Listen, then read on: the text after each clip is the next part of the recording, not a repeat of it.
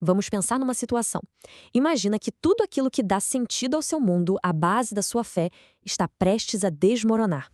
Essa era a realidade para o público de uma das cartas mais misteriosas e, ao mesmo tempo, poderosas do primeiro século, a Epístola aos Hebreus. Hoje, a gente vai mergulhar nessa mensagem que foi forjada no meio de uma crise gigantesca e que traz lições que ecoam até hoje. Olha, a primeira coisa que a gente percebe quando abre a carta aos Hebreus é um mistério. Desde sempre, a autoria dessa carta é um dos maiores debates da história do cristianismo. Sabe por quê? Diferente da maioria das outras epístolas, o autor simplesmente não se identifica. Já começa com esse enigma fascinante. Claro, ao longo dos séculos surgiram vários palpites, né? Paulo foi um candidato bem popular por um tempo, mas o estilo de escrita não bate muito com o que a gente conhece dele. Aí pensaram em Barnabé, no Apolo, que era conhecido por ser super eloquente, ou até mesmo em Lucas. O fato é que nem os estudiosos lá do início da igreja tinham certeza. E essa incerteza toda é perfeitamente resumida por Orígenes, um dos grandes nomes da igreja primitiva. Lá no século III, depois de analisar a questão, ele basicamente concluiu com essa frase famosa, admitindo que, no fim das contas, a identidade do autor é um mistério que só Deus conhece.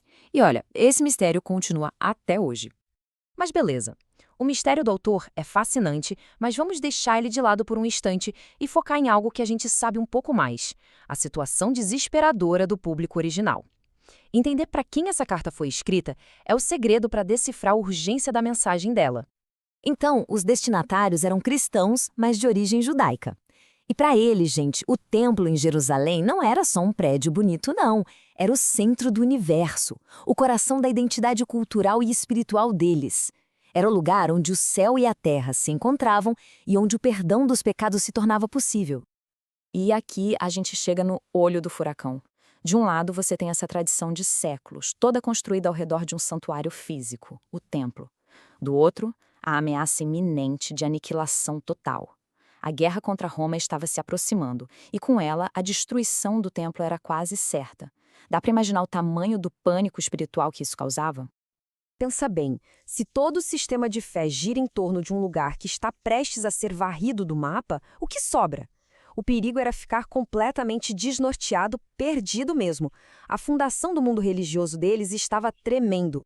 E é exatamente nesse ponto que a Epístola aos Hebreus entra com uma solução. E olha, não é uma solução política nem militar. É uma virada de chave teológica, uma mudança radical de foco, tirando os olhos do que é terreno e apontando para o que é celestial.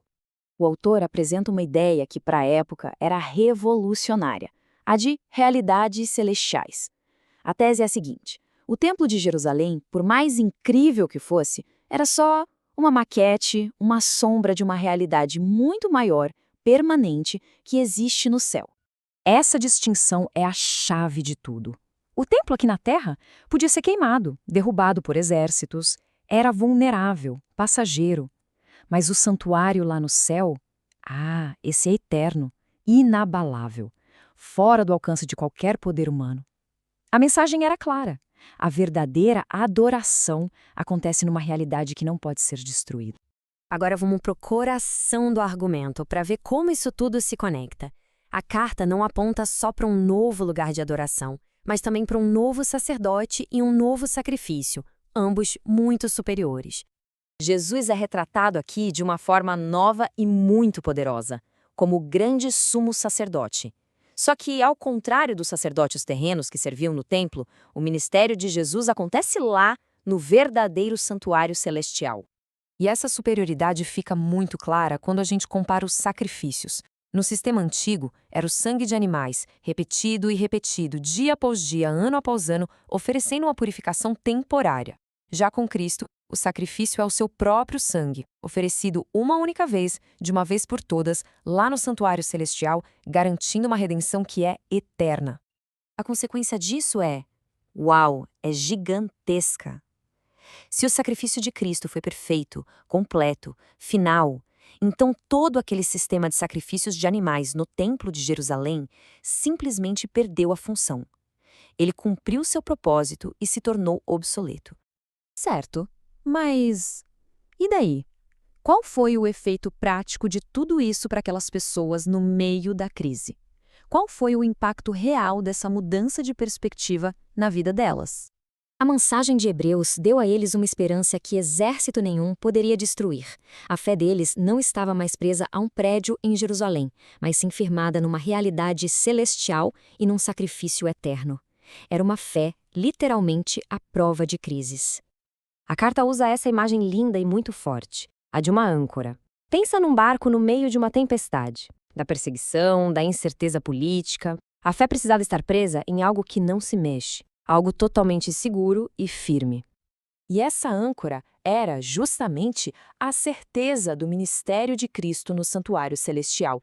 Por isso, quando o Templo de Jerusalém finalmente caiu, e ele caiu, a fé desses cristãos não caiu junto. Eles já tinham aprendido para onde olhar, para cima, para a realidade eterna. E tudo isso nos leva a uma pergunta final para a gente pensar. A crise que eles viveram foi única, claro, mas a necessidade de uma esperança firme é algo de todos nós em qualquer tempo. Em momentos de crise, a nossa esperança está ancorada em quê? Nas coisas que a gente vê, que são passageiras, ou naquilo que é invisível e eterno? É uma pergunta que a Epístola aos Hebreus nos convida a fazer até hoje.